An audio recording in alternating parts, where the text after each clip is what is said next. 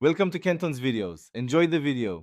In this video, I will explain how to recharge your Nissan Rogue AC. First, prioritize safety by wearing eye protection and gloves. Next, you will need to locate the low-pressure service port on your vehicle's air conditioning system. It is crucial to ensure the engine is completely off and cool before you begin any work to prevent accidents and ensure a safe working environment. This initial preparation is key for a smooth process.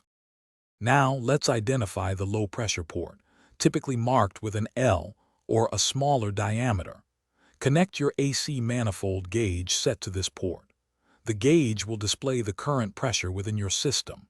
A reading below 25 to 35 pounds per square inch, or psi, often indicates a need for more refrigerant. This step helps you accurately assess your AC's current state before adding anything.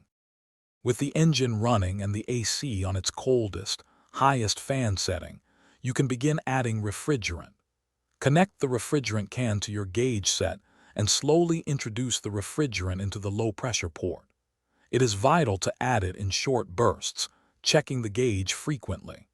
Aim for a reading between 30 and 45 psi to ensure optimal performance without overcharging the system.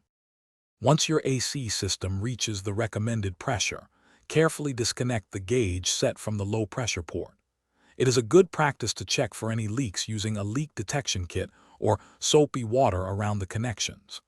Finally, take your Nissan Rogue for a short drive to confirm the AC is blowing cold air consistently.